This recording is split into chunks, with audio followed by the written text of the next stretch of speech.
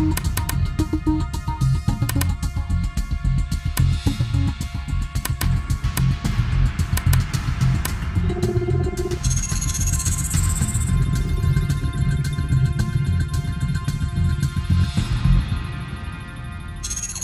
teman-teman agent, kembali kita bertemu dalam program training kebanggaan kita, yaitu 21 Minute Workout. Dan dalam sesi ini nantinya materi yang akan disampaikan akan membuat kita lebih meningkatkan lagi produktivitas kita dalam melakukan pemasaran atau penjualan properti. Sehingga harapannya teman-teman agent sekalian bisa meningkatkan pundi-pundi uangnya ya. Dan selama 21 menit ke depan kita akan mendengarkan materi tersebut yang akan dibawakan oleh narasumber kita, dan beliau sudah pakarnya di bidang marketing properti. Beliau adalah Bro Michael. Silakan Bro Michael. Halo, selamat pagi semua. Kita selalu pagi ya, walaupun udah jam 10 siang nih ya. Semangat pagi buat teman-teman Century, semangatnya luar biasa. Terima kasih. Ini mungkin yang ketiga saya diundang oleh Century untuk sharing. Saya hari ini sessionnya saya nggak mau bilang ngajar, tapi saya lebih mau kita sharing sama-sama karena saya percaya setiap orang punya pengalaman yang berbeda-beda. Dan juga saya sangat appreciate teman-teman. Saya lihat ada Bu Devi, ada Pak siapa tadi sambil nyetir loh ikut podcast ini. Semangat semuanya ya. Oke, saya akan coba bagikan secara waktunya 21 menit. Saya akan coba sharing buat teman-teman semua. Kalau saya bikin topik bagaimana menghasilkan 1 miliar pertama nih buat teman-teman agent. Saya mungkin ada beberapa teman-teman agent, saya lihat ada yang jauh lebih senior dari saya atau apa. Kita sharing di sini, saya percaya Bapak Ibu mungkin udah menghasilkan bermiliar-miliar, tapi kita akan lihat, kita akan terus belajar dan kita mau jadi multimilioner. Oke, saya mulai karena waktu saya terbatas. Yang pertama gimana sih menghasilkan 1 miliar pertama? Saya membagi 2 kategori. Yang pertama ini spirit. Spirit ini bicara soal mindset Bapak Ibu Saudara. Tadi Pak Margo mungkin bicara, Pak Michael nih kita udah Oktober nih. Gimana nih buat tutup target nih Pak Michael? Iya kan? Udah sebentar lagi bulan Desember Pak. Minggu depan long weekend lagi Pak, libur Pak. Ini gimana nih caranya nih Pak? Nanti saya akan sedikit bahas. Yang pertama topiknya spirit, yang kedua strategi. Secara singkat aja saya lanjutkan. Pertama, menurut saya kalau kita mau sukses menghasilkan 1 miliar pertama dari dunia properti, yang kita harus punya adalah spirit, mindset. Jadi pertama kita harus setting dulu nih. Oh, mindsetnya gimana nih? Targetnya gimana nih untuk mencapai 1 miliar nih? Saya punya target juga nih, udah bulan Oktober, udah mencapai apa? Targetnya seperti apa Bapak Ibu? Bapak Ibu, teman-teman semua pasti punya listingan, punya prospek, ada yang udah hot prospek nih mungkin ya. Udah segera, waduh, lagi proses negosiasi. Mungkin Bapak Ibu bisa ambil cara-cara yang menurut Bapak Ibu, wah Pak ini kayaknya strateginya seperti ini bisa closing nih. Tapi semuanya menurut saya untuk sukses dimulai dari mindset. Kenapa saya bilang mindset Bapak Ibu? Saya mulai properti, banyak Bapak Ibu yang lebih senior, terus terang saya mulai properti dari tahun 2013. Saya baru 7 tahun Pak. Tapi kurang dari 2 tahun saya menghasilkan 1 miliar pertama saya. Nanti yang saya akan sharing apa yang saya lakukan. Karena saya berpikir begini, dulu saya kerja di Sampurna Strategic, positioning saya manager, ya kan? Wah keren segala macam bla bla bla. Pokoknya wah kalau pulang kerja nongkrong di Bapindo Plaza, dulu ada yang namanya tuh bibliotek lah, Oakwood, saya ngumpulnya di Louis. Tapi sebenarnya saya nggak punya, saya cuma hidup karena gaji. Jadi angka 1 miliar tuh sepertinya terlalu sulit untuk dicapai dalam waktu 1 tahun atau 2 tahun. Tapi begitu kita punya mindset, kita punya target nih. Wah, saya punya target dalam 2 tahun, saya harus menghasilkan 1 miliar atau properti. Pak, itu cuman bisa berkata seperti itu, bisa Pak? Semuanya menurut saya mulai dari mindset. Saya menikah umur 2014. Saya membawa istri saya masih ingat, ke apartemen Season City, Bapak Ibu Saudara saya sebutkan. Saya itu kerja sales, istri saya sales, kami berdua sales. Ketika kami mau membeli properti pertama kami, dan kami datang ke bank, semua bank menolak kami karena menurut bank sales itu tidak bankable. Penghasilannya turun dan naik. Dan apa yang Bapak Ibu tahu? Kami beli properti tersebut, kurang lebih properti itu nilainya 800 juta. Dan saya baru mulai kerja itu, di properti itu saya masih ingat Februari 2012. Februari 2013. Tidak pernah lupa saya, pertama kali saya menginjakan kaki saya pertama kali di dunia properti itu 2013. Bulan Februari. Bapak Ibu tahu bulan Oktober saya beli properti saya yang pertama senilai 800 juta. Saya masih ingat 2 bedroom corner di Season City di Tower C, lantai 18. Karena apa, Bapak Ibu? Saya udah punya target dan fokus. Oke, tanpa lama-lama saya tunjukin. Ada yang tahu gak nih Bapak Ibu? Ini siapa? Namanya Warren Buffett. Kenapa saya bilang kita harus fokus Bapak Ibu? Ini beliau punya quote gini. Kamu harus takut ketika orang lain serakah, dan kamu harus menjadi greedy atau serakah ketika orang lain takut. Saya masih ingat ada momen-momen dikala semua orang waktu saya mulai bekerja gitu ya, di tahun 2016, orang-orang tuh pada pindah semuanya dari properti A ke satu properti di Cikarang yang mengumpulkan massa begitu hebat. Teman-teman saya semuanya pada bilang, ayo kita pindah rame-rame. Kantor yang itu memberikan gaji fantastis luar biasa. Dan Bapak Ibu saya sharing, proyek pertama saya tuh bukan apartemen, bukan rumah. Proyek pertama saya tuh dikasih proyek mixed use dan office. Jadi waktu itu saya pegang Soho, small office, home office, dan perkantoran. Saya tidak punya pengalaman Bapak Ibu. Tapi saya percaya apapun yang saya lakukan ketika mindset saya benar dan saya punya target. Saya bilang sama istri saya waktu itu, yang kita 2 tahun kita tinggalkan apartemen ini ya. Kita tinggalkan apartemen ini. Kita harus sudah punya rumah. Dan ketika teman-teman saya waktu itu berbondong-bondong ya, ayo pindah yuk situ. Gila, gaji supervisornya aja $1.000. Lalu gaji manajernya itu 5.000. Saya masih ingat tuh. Ayo kamu bikin tim, bikin ini. Semua orang beramai-ramai pindah. Proyek saya terus terang hari itu paling murah 3 miliar dan tidak mudah.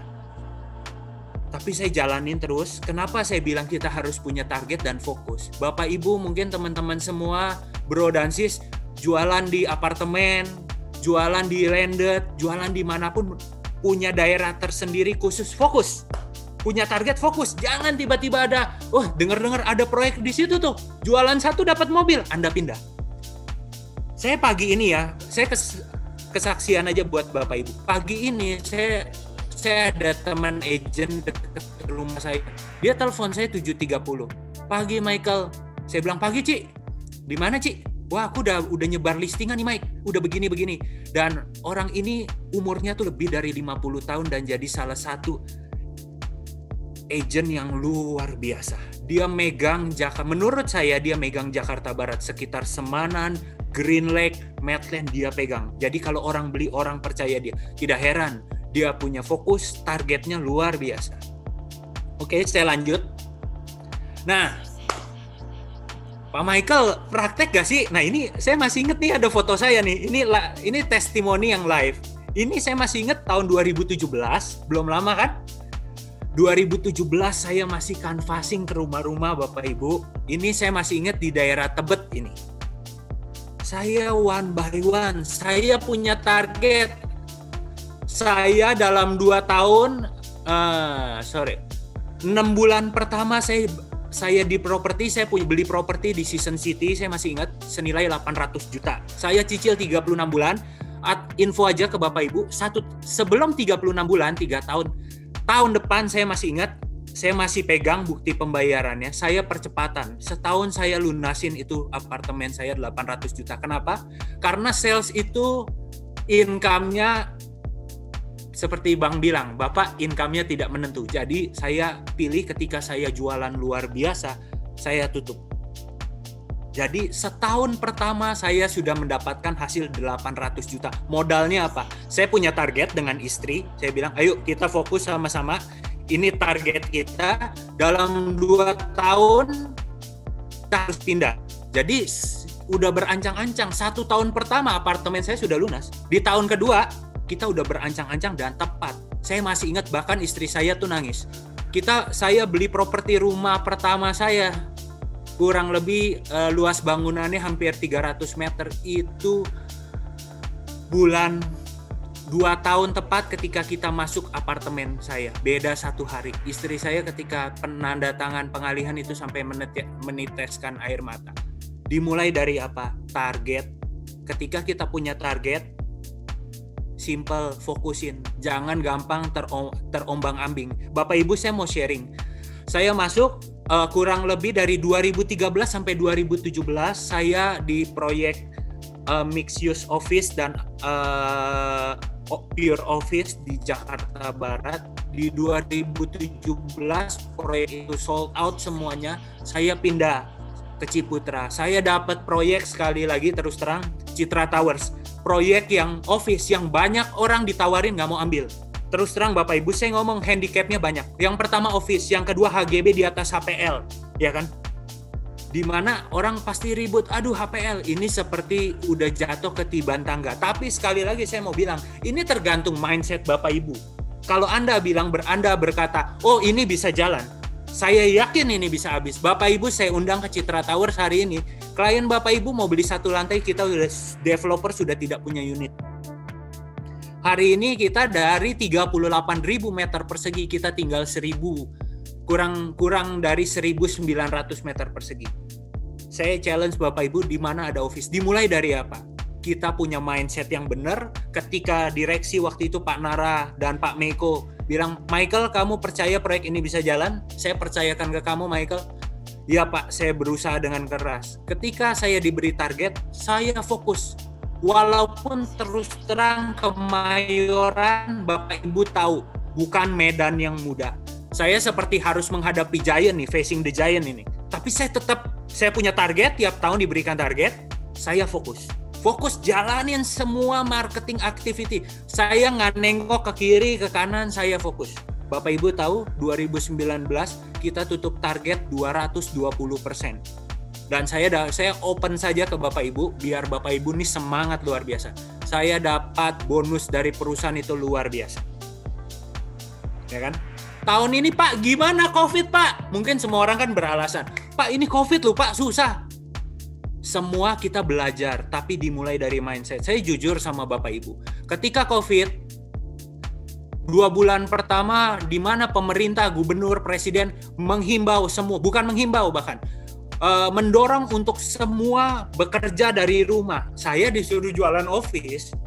2 bulan pertama saya jadi pecundang. Saya tidak bisa jualan. Tapi perusahaan kan Bapak Ibu, kita harus terus bergerak. 2 bulan itu saya benar-benar uring-uringan. Saya bilang, aduh nih mindsetnya mau gimana lagi. Tapi sekali lagi, saya masih ingat di bulan Juni, April, Mei saya tidak. Kuartal pertama kami overachieve target.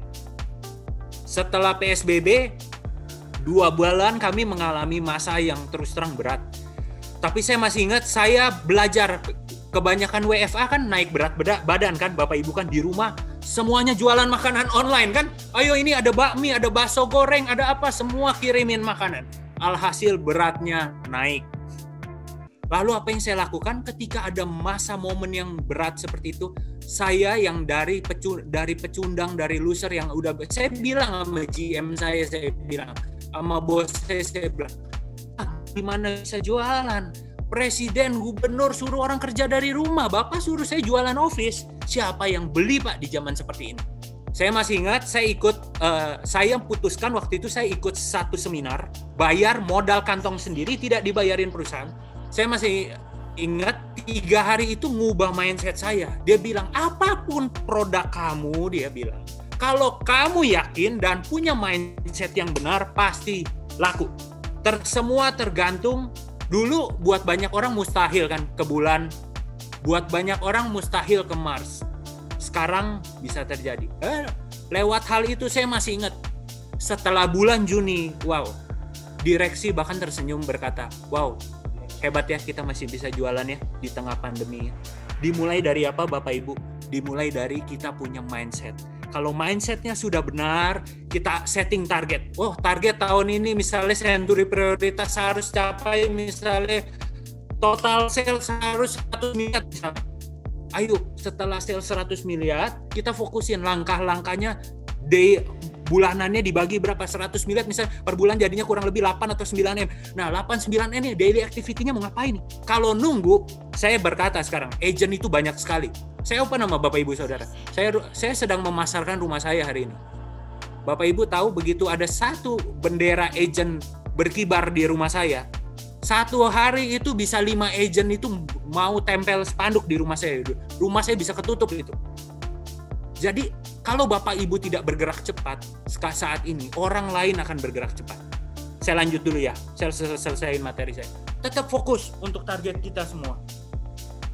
Selain mindset, kita butuh strategi nih. Saya bahas satu aja. Sebagai seorang sales, kita butuh bisa diterima oleh konsumen. Itu hal pertama. Kalau kita mau jualan nih, kalau kita pertama kali ketemu aja, saya bahas satu poin aja karena waktu. Kalau pertama kali ketemu konsumen sudah tidak nyaman dengan kita tidak bisa menjual diri kita, tidak akan ada dealing. Terutama kalau saya pegang ya, terus terang saya pegang office, itu bos-bos semua. Jadi dia akan lihat kita dari bos yang baik nih ya, yang sangat humble, sampai bos yang bisa lihat kita dari atas kepala sampai ke bawah. Jadi menurut saya sales, kita mesti punya standar grooming yang bagus. Nanti mungkin bisa teman-teman di Century mungkin ada sesi sendiri lagi, gimana ngatur grooming nih, terutama Pak, aku belum punya mobil Pak. Aku jadi kadang-kadang kemana-mana naik motor, keringetan, ketemu konsumen, jadi kurang wangi, kurang sedap. Saya bilang Bapak Ibu, Pak, Bu, Bro, sis, saya mulai 2013, saya tidak punya mobil. Saya naik motor Pak, Jupiter Pak, parkirnya itu di samping CP, parkir sama preman-preman yang bayar 5.000 satu harian. Saya kerja dari jam 10 sampai jam 10 Pak. Tapi semuanya sekali lagi tidak ada alasan saya bilang. Kalau kita mau punya target, ya mindset kita benar, kita punya target dan target itu kita fokusin, saya yakin jadi. Jadi grooming kita nanti di sesi selanjutnya mungkin tim Century Indonesia bisa mengatur, wah grooming kita pertama nih harus rapi. Saya bilang sama teman-teman sales semua di tim saya, kita harus rapi, minimal konsumen ketemu kita pertama nyaman. Anda kalau ke hotel bintang 5 sama bintang 3 Anda lihat kan, kalau Anda ke bintang 5 dari cara mereka berpakaian kayaknya waduh enak ya, salam pertama aja, selamat siang Pak, apa yang bisa dibantu Pak. Beda kan sama hotel bintang 3, misalnya Bapak check in kapan Pak, wah ini belum bisa Pak, ini Pak, wah beda Pak, pasti pelayanannya berbeda. Oke, saya percepat. Nah ini ada satu quote nih, saya bilang kenapa kemenangan itu dibentuk, saya di topik kedua saya bahas strategi. Kemenangan itu dibentuk kebiasaan. Sayangnya kita kalau kalah juga karena kebiasaan Bapak Ibu. Saya mau bilang Bapak Ibu kalau mau capai target miliaran di dalam hidup Anda berani berubah gak? Anda siap berubah gak keluar dari zona nyaman? Saya yakin training Century keren-keren. Kemarin saya lihat ada Pak Andreas Raditya ngajar, ya kan? Ada teman-teman yang lain. Tapi sekali lagi semua ilmu yang diajarkan, Anda willing, Anda rela berubah gak? Saya untuk di titik ini saya harus berubah loh. Kenapa saya tampilkan foto saya? Saya mau nunjukin ke Bapak Ibu, saya bukan orang yang cuman ngomong doang. Saya di tim office, saya punya rekan-rekan agent, saya punya tim sales, saya ikut mereka bersama-sama, yuk kita jalan. Dulu saya tunjukin ini foto saya yang lama. Dulu Bapak Ibu ya, ketika saya baru masuk dunia sales, inilah penampakan saya. Montokan sebelah kiri kan Bapak Ibu. Ya kan? Bapak Ibu bisa lihat, saya ini 87 kilo, udah kayak beruang madu ini. Ya kan? Tapi ketika saya tahu dunia sales ini membutuhkan stamina yang kuat, karena saya harus ajak orang viewing, ya kan, bolak-balik show unit, ya kan, bolak-balik rumah listingan, bolak-balik kemana, kadang-kadang harus ke tempat konsumen. Dengan bobot yang seperti ini, saya ngap-ngapan Bapak Ibu, karena saya masih ingat jualan saya tuh mezzanine level 2 lantai, jadi saya turun naik terus, dan saya komit, saya punya target, saya fokus. Nah, Bapak Ibu lihat, saya foto dengan siapa? dengan direktur utama ini bos Century juga ya. Dengan Pak Meko. Saya turun lebih dari 12 kilo. Pak, vitaminnya apa? Saya tidak jualan MLM ya, Bapak Ibu ya, pagi hari ini ya. Saya lakukan apa? Saya disiplin karena saya punya target dan saya fokus. Saya tidak minum vitamin apapun, saya tidak minum obat kurus, saya tidak minum apa, saya cuma disiplin ubah pola makan saya dan saya olahraga. Ini foto saya dengan Pak Meko kalau saya nggak salah tahun 2018. Ketika pameran lukisan Bapak Hendra Gunawan. Oke, next. Saya mau, ini ada satu quote lagi. Perbedaan antara orang sukses dan yang lain adalah bukan karena kekurangan kita kalah kuat loh sama yang lain. Atau bukan karena kalah pengetahuan, tapi karena Anda kurang punya niat untuk berubah. Makanya saya percaya Century 21 ini sudah melakukan banyak training pastinya. Ilmu-ilmu, pengetahuan, knowledge, banyak orang yang lebih senior udah ngajar ke Bapak Ibu, mungkin teman-teman semua. Tapi intinya Anda mau mulai bergerak. Fokus saja bergerak, mulai dari listingan apa. Saya diberikan kepercayaan pegang office, HGB di atas HPL, saya jalanin. Hari ini stok kita kurang dari 5%. Bapak Ibu boleh cek perkantoran mana strata title yang 5%, stoknya hanya dari 5%. Rata-rata office susah. Tapi kita mulai dari mindset, kita percaya itu pasti jalan. Ini yang terakhir, sebelum saya tutup, tahukah profesi sales itu, saya bilang sama sales saya seperti ini. Kalau Anda jadi sales, Anda tidak berhasil, Anda orang paling sial di bumi ini. Kenapa? Sales tuh gaji kecil. Mendingan Anda jadi orang keuangan kayak, atau jadi inspektur lapangan kayak. Anda bisa promosi. Sales, gaji pertama saya ketika saya jadi sales in-house itu 2,5 juta. Bahkan ketika saya meninggalkan kantor saya yang lama 2017 pindah ke Ciputra, gaji saya itu cuma 3,5 juta Bapak Ibu. Jadi kalau menurut saya Bapak Ibu sebagai sales tidak menjual, tidak bisa closing dengan luar biasa, itu sangat disayangkan. Sales itu harus kaya raya, sales itu harus sukses, sales itu harus banyak duit. Jadi di quote yang terakhir ini Mark Zuckerberg bilang gini, the biggest risk is not taking any risk. Resiko terbesar tuh ketika Anda tidak melakukan apa-apa dan Anda hanya menunggu. Jadi, ayo kita mulai bergerak. 2 hal yang tadi saya bagikan, Bapak Ibu mulai mindset. Bapak Ibu kalau berkata bilang, wah ini corona, ini berat, ini nggak akan bisa jualan. Ya udah, terjadilah seperti yang Bapak Ibu perkatakan. Tapi kalau Bapak Ibu berkata, oh corona, justru gila banyak properti yang jualnya luar biasa ya. Developer aja banyak memberikan relaksasi. Secondary transaksinya konsumen banding-bandingan harga ya. Anda lihat dari sisi yang berlainan. Saya tahu corona ini mengganggu ekonomi, tapi saya terus terang ngomong loh. Saya ada follow salah satu agent di Century juga ya. Itu tiap hari itu isinya, closing unit ini. Saya percaya prinsipalnya menetapkan mindset yang baik kepada teman-teman membernya, dan mereka setting target tahunannya itu luar biasa dan mereka fokus akan itu. 100 miliar misalnya tiap kantor agent omsetnya, fokusin daily plan-nya apa, monthly plan-nya apa, evaluasinya seperti apa, strateginya setelah itu seperti apa. Yang penting terakhir dari saya, Anda rela gak untuk berubah.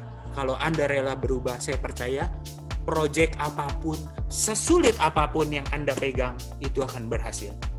Saya menjadi saksi, saya pegang project office di tengah pandemi, tapi kami tetap melakukan penjualan di masa pandemi. Oke, kurang lebih itu saja. Ada 2 hal yang saya sampaikan. Jadi, salam closing, ingat punya mindset yang benar, target dan fokus itu Anda harus jaga. Dan yang kedua, strategi strategi yang saya bahas tadi adalah yang pertama, Anda harus bisa diterima konsumen ketika pertama kali Anda berjumpa dengan konsumen. lewat grooming. Anda siap berubah gak?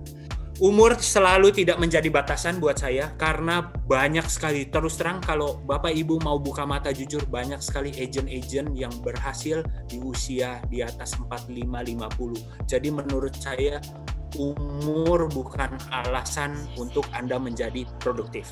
Itu aja dari saya. Terima kasih Century 21 buat kesempatannya.